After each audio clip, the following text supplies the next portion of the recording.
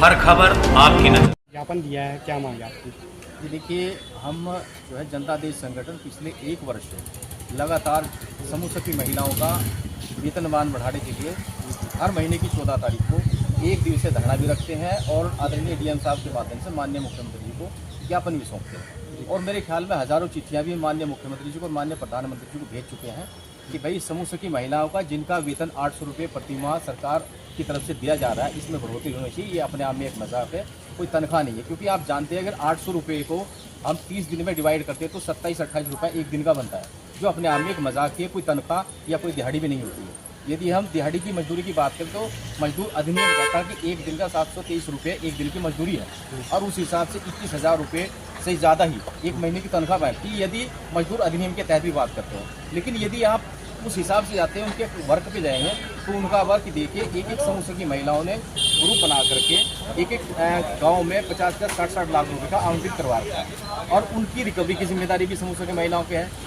उसकी जवाबदारी बैंक अधिकारियों को दे करके वो भी समूह सखियों की है। उसके बाद में जितनी मीटिंग होगी उनकी सारा दायित्व भी समूह सखियों का है। और ब्लॉक में बैठे हुए जितने अधिकारी हैं, शहर में बैठे हुए जितने अधिकारी, उन सब डिटेल लेकर जाने की जिम्मेदारी भी सारी की सारी समूह की महिलाओं की है। अब ऐसे में ये बताइए, ये जो इतना बड़ा फासला तय होता है, ये समूह की महिलाओं को अपने खुद के पैसे से वहन करना पड़ता है। क्योंकि आप देखिए, अगर 28 रुपये एक दिन की दिहाड़ी पे हम काम करते हैं, आप खुद अनुमान लगाए कि सहारनपुर से हमारे जो सहारनपुर का सर्कल का दायरा वो कितना बड़ा है। यहाँ तक आने में 100-200 रुपये का तेल खर्च हो जाता है। बताइए, ये सरकार की तरफ से इस तरह से महिलाओं का जो एक तरह से मजाक हो रहा है, नारी शक्ति और नारी उत्थान की जो बात करती है सरकार, कि उनके साथ में अन्याय हो रहा है, नाइंसाफ़ी हो रही है। हमारी सरकार से यही गुजारिश है, 1 साल से हम लगातार धरना दे रहे हैं, ज्ञापन भी दे रहे हैं, लेकिन कोई गंभीरता से नहीं ले पा रहा है। देखिए, साथ 1 वर्ष से उठा रहे हैं मांग को, लगातार मुख्यमंत्री से पहुँचाइए अपनी बात। आखिर इसका निर्णय क्या होगा?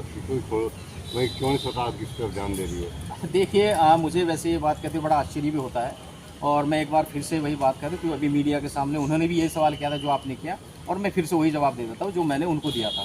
दरअसल होता क्या है कि मुझे लग रहा है सरकार और प्रशासन को वो लोग ज़्यादा अच्छे लगते हैं जो सड़कों पर उतर के सरकार की प्रॉपर्टी का नुकसान पहुँचाते हैं, दंगे करते हैं, हिंसात्मक प्रदर्शन करते हैं और लोगों को, आम लोगों को परेशान करते हैं, सड़कें जाम करते हैं और रोड जाम करते हैं। मेरे ख्याल में शायद वो तरीका ज़्यादा अच्छा है और वही मेरे ख्याल में कारगर साबित होता है। सरकार को ऐसा लगता है, क्योंकि हम अभी तक शांतिप्रिय तरीके से आराम से बैठ करके एक दिवसीय धरना भी दे रहे हैं और पैदल मार्च भी बिल्कुल शांतिप्रिय तरीके से, अनुशासनिक रूप से हम दे रहे हैं। अगली रणनीति क्या? सरकार को ये लग रहा है इससे संतुष्टि नहीं है और ये रास नहीं आ रहा है। अगली रणनीति क्या रही आपकी? देखिए, ये हमने आज जो ज्ञापन दिया आदरणीय डीएम साहब के माध्यम से, हम सरकार को और प्रशासन को ये अवगत करा देना चाहते हैं आज कि सरकार के पास में 1 महीने का समय है, 1 महीने का अल्टीमेटम है आज सरकार को। यदि 1 महीने के अंदर समूह की महिलाओं की किस समस्या का समाधान हो जाता है, इनकी तनख्वाह बढ़ जाती है, तब तो ठीक है। अन्यथा आने वाली 14 तारीख को अनिश्चितकालीन धरना पे संगठन बैठेगा, जिसका जिम्मेदार सरकार और प्रशासन खुद होगा। ठीक है।